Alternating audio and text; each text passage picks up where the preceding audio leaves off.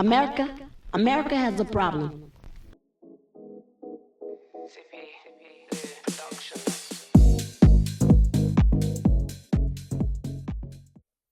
Hey y'all, welcome back to A Soulful Tea.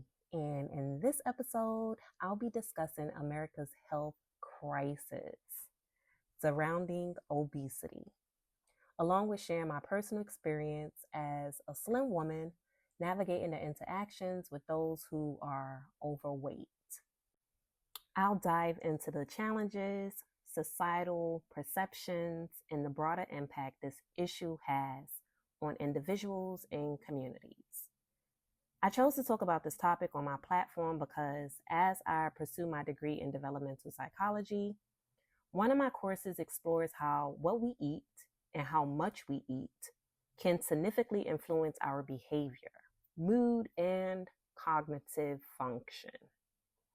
I observed this firsthand as a teacher, noticing how many of my students who consume sugary foods and drink seem to easily get irritated and be fatigued throughout the day.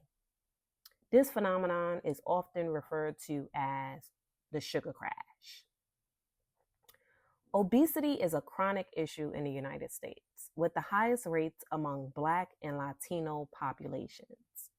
Not surprisingly, the South and Midwest regions have the highest obesity rates.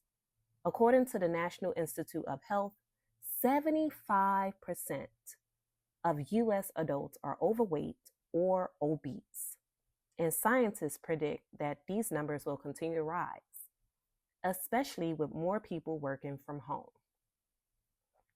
While the statistics are important, I'm not here to just share them. This information is readily available online. What I want to emphasize is that discipline is the highest form of self-love. 17 years ago, I became a pescatarian. For those who aren't familiar, a pescatarian diet consists of seafood, plant-based foods, and for some, eggs and dairy. Personally, I eat eggs, but very little dairy. I didn't do extensive research before making this change. Instead, I simply observed the people around me. Many were not only obese, but also unhealthy. My older sister was diagnosed with Crohn's disease, which further motivated me. From a young age, I knew I didn't want to be obese or sickly. I had already suffered enough as a child with asthma, an illness that could have killed me several times. I also noticed that people in poverty often turn to comfort foods to cope with stress or sadness. This is a systematic issue that I became aware of as a young girl, especially when I went into convenience stores or even grocery stores with my parents. The unhealthy foods high in sugar and lacking essential nutrients were always placed at eye level to attract children. Furthermore, there was a noticeable lack of healthy food options in low-income communities, which only intensified the problem. Like many Black people in America, I come from a family where several members struggle with obesity, high blood pressure, diabetes, and heart problems. My issue isn't with the individuals who are obese. My concern arises when those who are obese make sly remarks, bully or degrade those who are of smaller stature. Growing up, I was always slimmer than my peers. And I had one aunt who would often make sly remarks like, "You need to put some meat on your bones," or "Girl, you're so skinny." In hindsight, I can now see that she was likely jealous, as there was a time in her life when she was actually the same size as me. As a child, I was taught to respect my elders, but I was also taught the important lesson that if you don't have anything nice to say, then it's better to say nothing at all.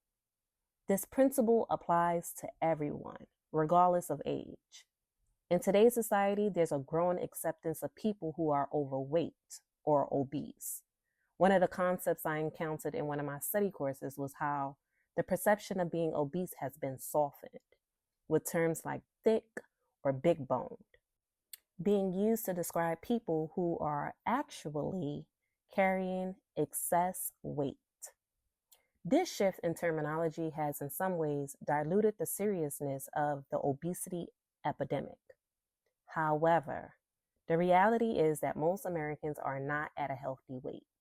Obesity rates continue to rise, and we are facing a public health crisis.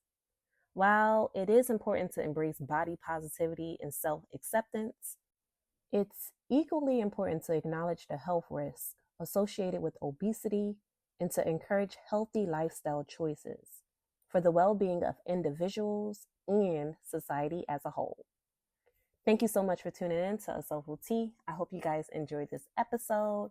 Don't forget to like, don't forget to subscribe, don't forget to share, and I'll talk to you guys on the next episode.